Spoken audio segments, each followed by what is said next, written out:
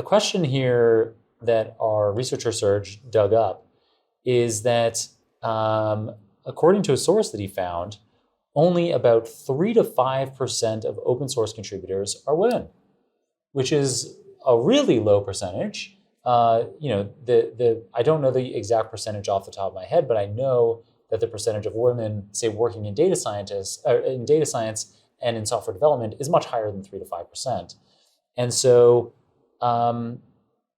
do you have any thoughts on proactive steps that people could take so that open source projects like Pandas, like Polars, like Narwhals,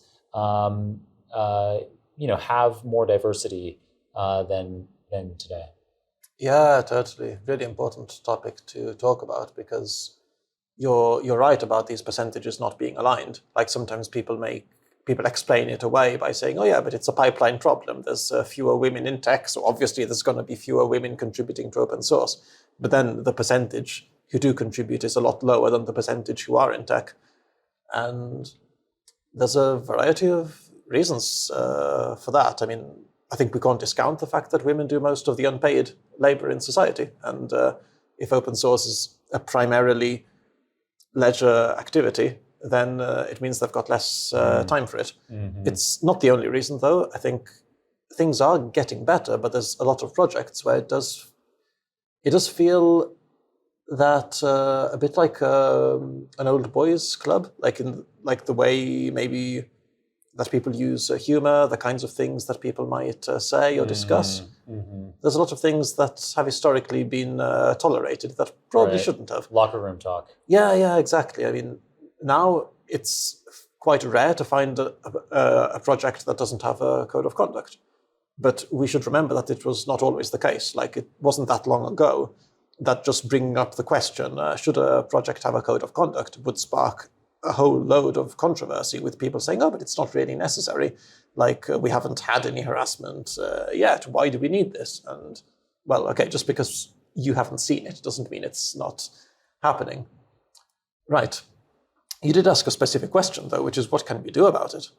That's a tough one. So first, I'd like to slightly defer to Dr. Maren Westerman's talk at EuroSciPy last year, in which she really talks about the importance of mentoring. Because it's not just about getting people to try contributing. It's about sustaining people. I was involved for a while, like with PyLadies London, trying to do some Pandas sprints, trying to get people from underrepresented groups in tech to contribute. And these sessions were fairly well attended, and people made contributions. We got a lot of people involved, but it's very difficult then to sustain people. It requires an active effort.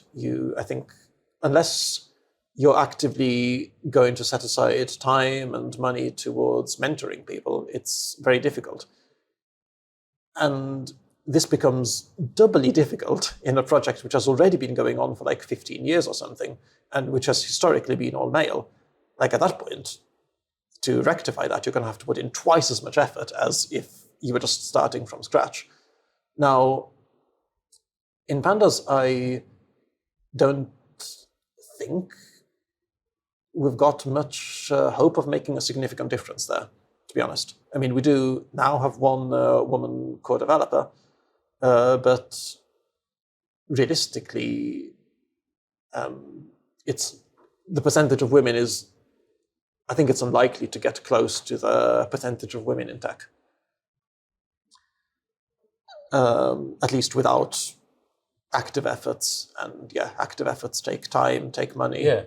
Unfortunately, Pandas didn't even receive CZI funding this year, so it's going to be tricky. With Narwhals, starting from the beginning, we've been a lot more careful about this. Like, I was messaging talented women that I knew saying, hey, maybe are you interested in trying out this project? I can help you out, provide quick reviews.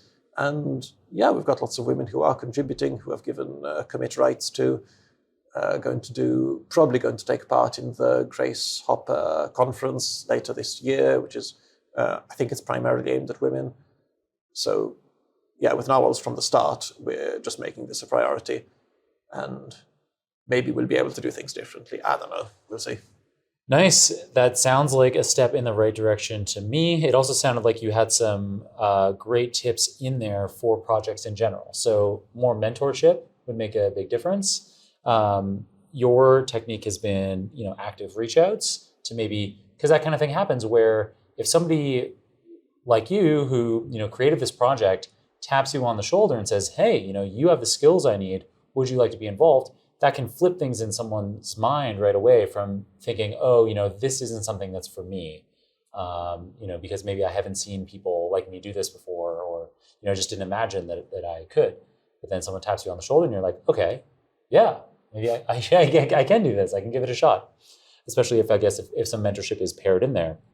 And then you made an interesting point there at the beginning of your answer around more paid roles. So you didn't say this explicitly, but you said that because in a lot of, in maybe all cultures around the world, women disproportionately do unpaid work, in the household, in child rearing, these kinds of things.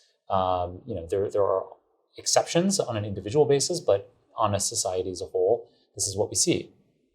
And so there's maybe some like big problem of society that could be rectified over long periods of time.